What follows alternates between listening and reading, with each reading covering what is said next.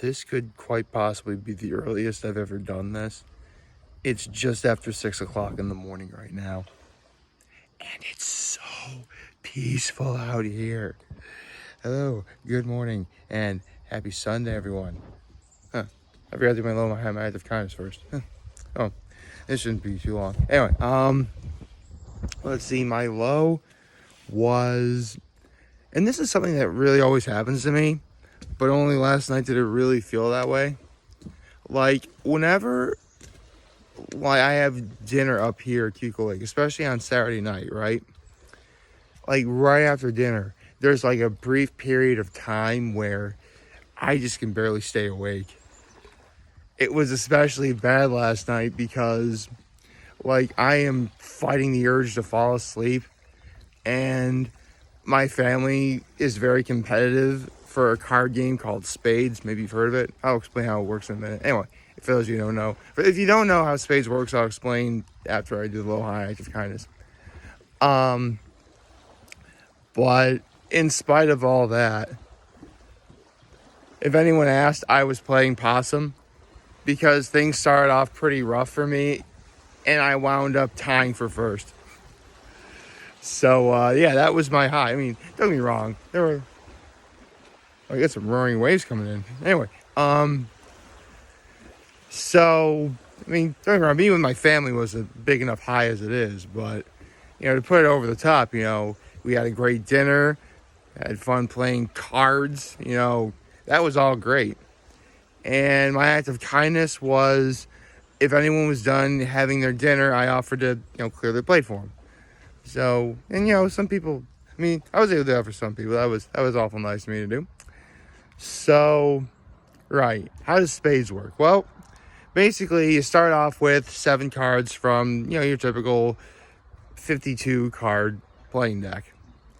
And it's called Spades because each of you throws down a card, and a spade always trumps. And obviously, the higher the spade, the more likely you are to trump. Now, obviously, other suits of cards trump as well. Say you lead with, say, the ace of diamonds, and no one else plays a spade. It is very possible that you take that trick, right? Now, if you have the ace of diamonds, but someone plays even the 2 of spades, guess what? The spade trumped. So, yes, it's possible you can get a trick even with, the 2 of spades. If you do not get set, meaning you don't get the number of tricks that you wanted, or if you don't get set, meaning you got the number of tricks you wanted, you get 10 bonus points, plus 1 additional bonus point for every trick that you got that, you wanted. Now, let's say that you wanted 1 trick, but you didn't get any. Your score will be 0 for that round. Or let's say you wanted 0 tricks, but you got 1 trick anyway. You do get 1 point, but, those 10 points really do add up if you don't get set. So, if you do get set, it can happen sometimes at the worst possible time. Sometimes it even happens from the very beginning. It happened to my cousin last night. Oh, here's how competitive we all are. Obviously, in a 52-card playing deck, you start with 7 cards per person.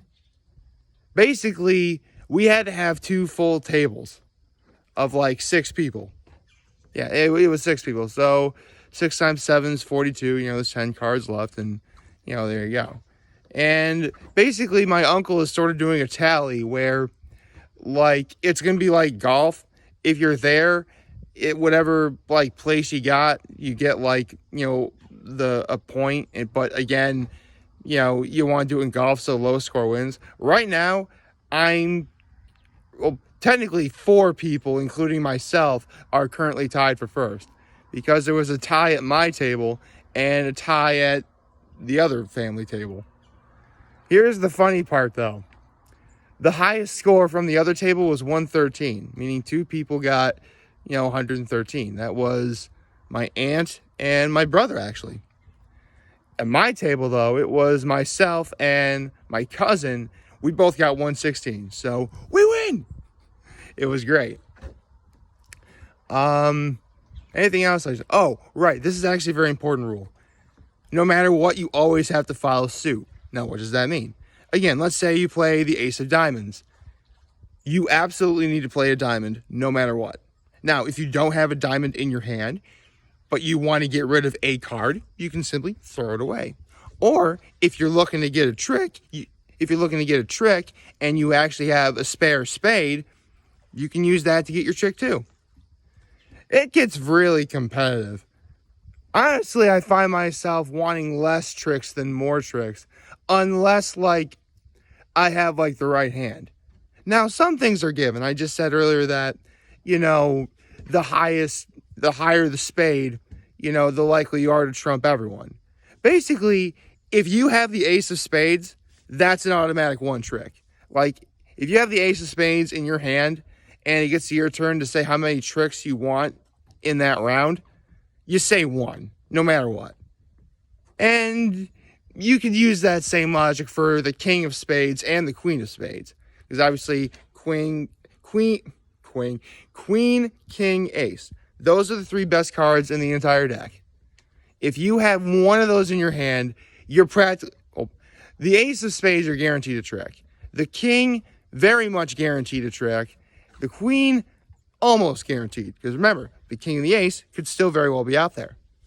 So it's about strategy as well in terms of where you place, your card. It actually does get a lot of fun. And, sometimes you can actually purposely trick people, set people just if you know what you're doing. In fact, there was one time when I think we had, because here's the thing, we go seven cards, 6, 5, 4, 3, 2, 1, and then we go back up to 7. So there's 13 rounds altogether.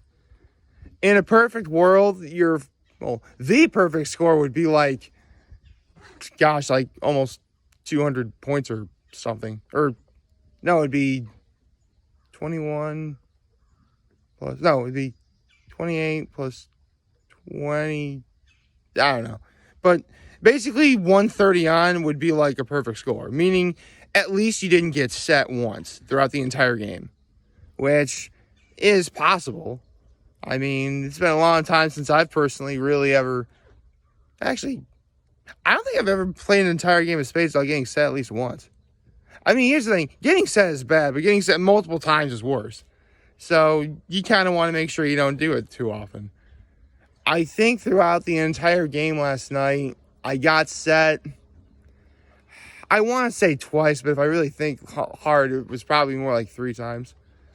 But, I was able to, I'm still shocked I was able to win. In fact, funny story, going into the final round, which means we went back up to 7 cards, I was actually winning with a score of 106. Really, all I had to do was not get set, and I win automatically, which wound up happening. Here's the thing, though. My cousin had a score of 103 going into that round, and she won 3 tricks. So do the math. She didn't get set, so that's 10. Plus the 3 points for each trick that she got, 13.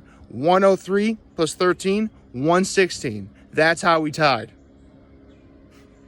Yeah, it's crazy that way.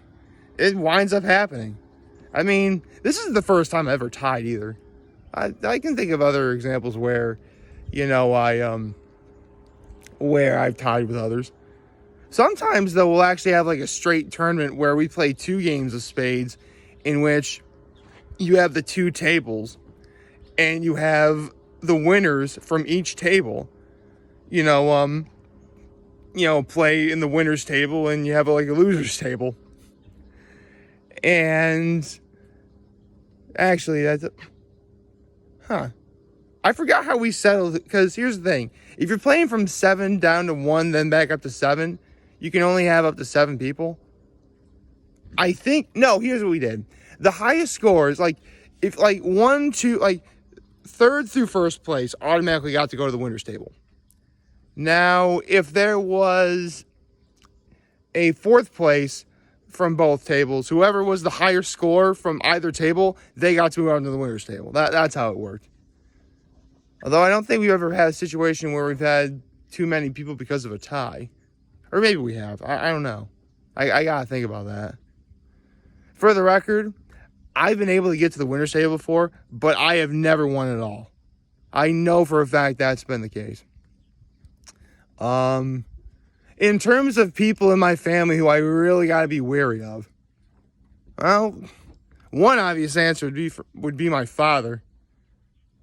He has the deadly combination of being a good card player, but also because he's much more articulate and he's a much better smooth talker than I could ever hope to be. So he's able to get in your mind a little bit. My mother is the kind of person who's really quiet, but she just sneaks up out of nowhere. My aunt/godmother is really scary though. With her, it's like a snowball effect. Like once she gets going, if you can't stop her, she pretty much always wins. My cousin, who I tied with last night, hands down, best poker face in the family. No questions asked. Because and I swear I don't mean this as a slight, she always comes across as like really, really timid. But, you never know what she's thinking. Like, she could have she could be like smiling over, but you never quite know what she's thinking. Okay, that's how crazy that's how crazy good my cousin is. My late grandfather, which obviously, actually as years went on, my late grandfather would lose a lot. I can't really remember the last time I ever saw him win. I mean, he's won before, definitely. But, let's see. Anyone else? My godfather, my uncle, he and my aunt/godmother have a bad habit of taking too long to decide what tricks they want to do. I mean, don't get me wrong.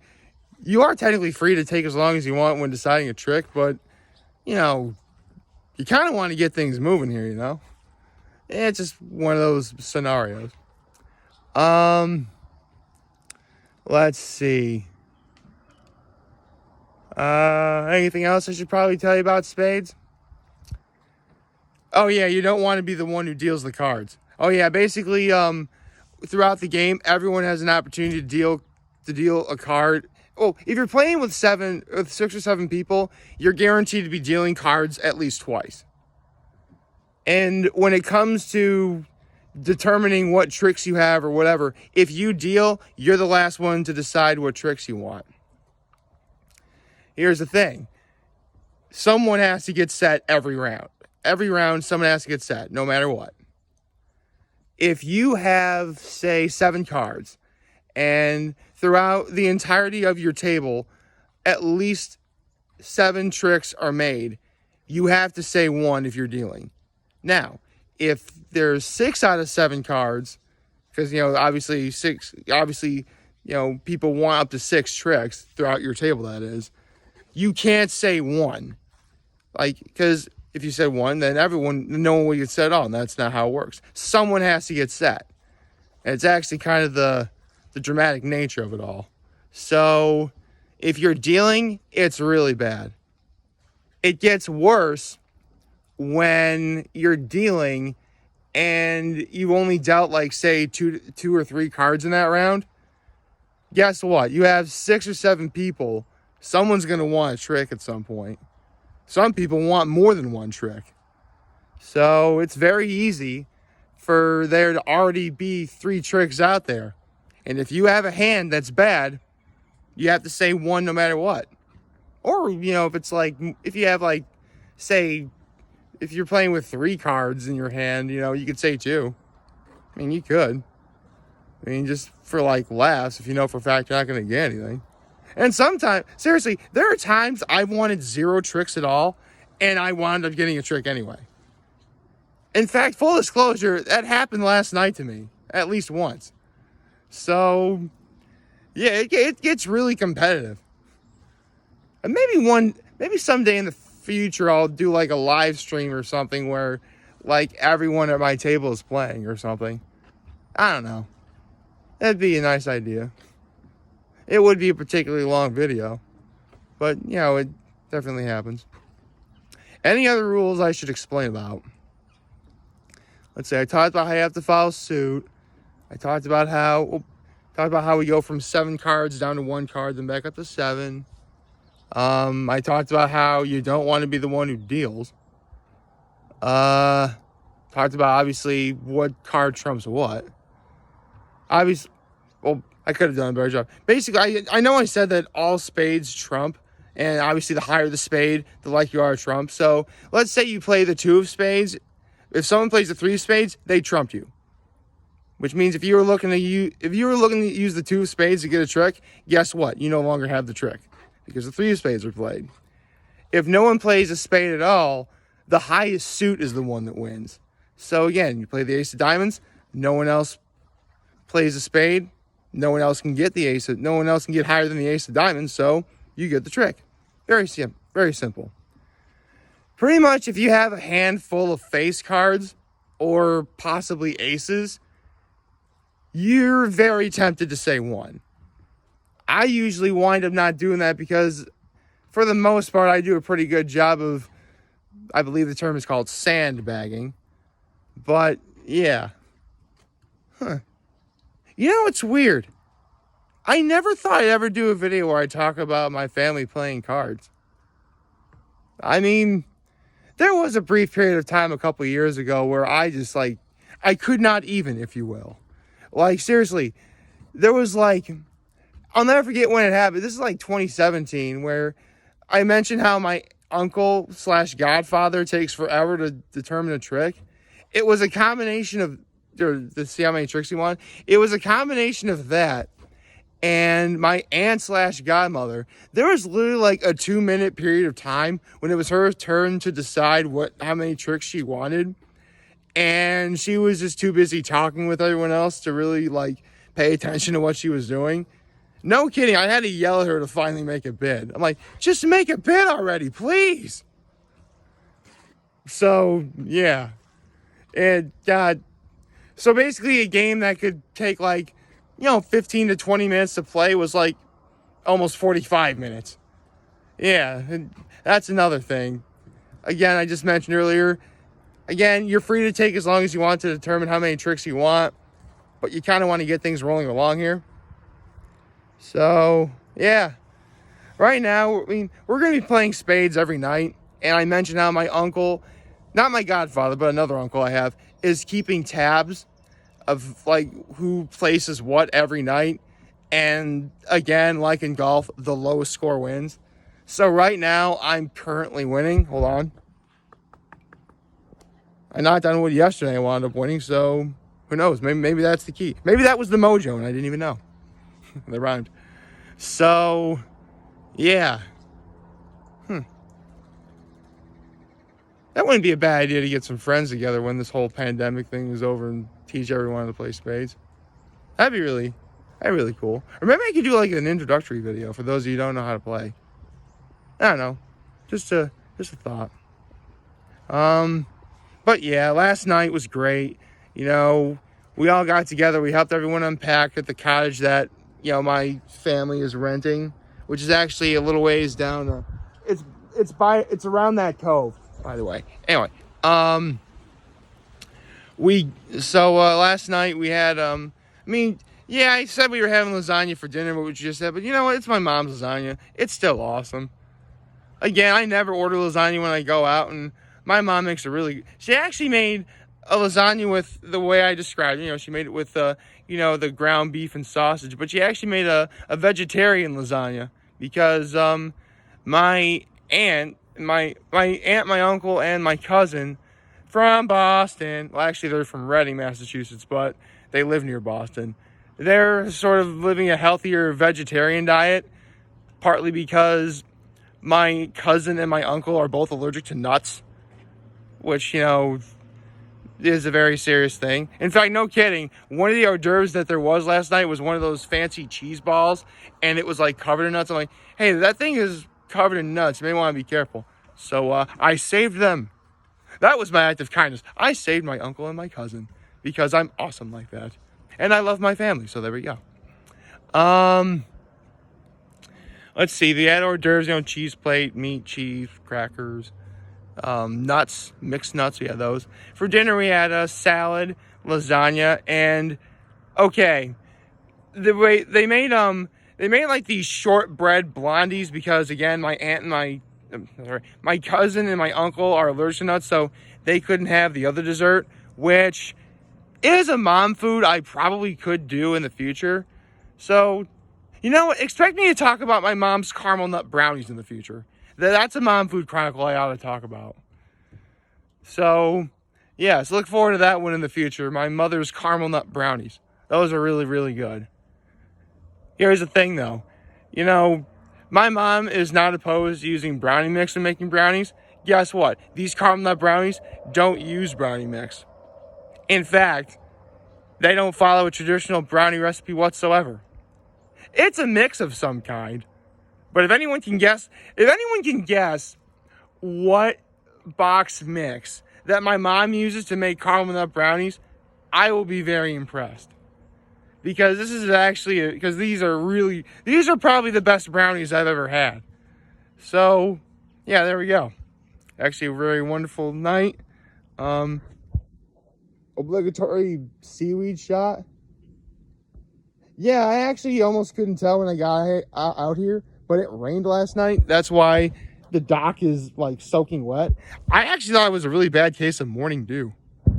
Anyway. We have church this morning, 8 o'clock. That's why I'm out here so early. And that's why I'm dressed nice. Because my grandfather we're going to church this morning because there's going to be a church service for him. So that's why I'm up so early. And the service is at 8 o'clock this morning. And my grandfather was a veteran. So in honor of him, I'm wearing red, white, and blue.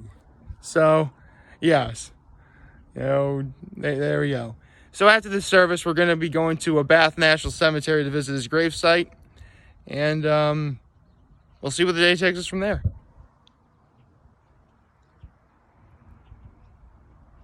This one actually isn't as bright. I love this. This is great. I know we're going to be going for a boat ride later today. I know that'll be really nice. Yeah, so favorite, share, hit the subscribe button, follow me on your social platforms, notification YouTube. I'm very home this video for all of you guys watching Joe for today. Hopefully you have a wonderful, wonderful Sunday. Remember, we're going to talk channel. We're going to be here to learn here. I'm always here back. Take care and make good choices. See ya. Oh, by the way, I could have been a lot more thorough with how crazy my family is when it comes to playing cards. I mean, I know I talked about like the big people in my family, but no kidding. At some point, everyone in my family has been like the guy or the girl who always winds up winning. It's even happened to me a couple of times. It just happened last night, technically. So here's hoping I keep that streak alive. Take care.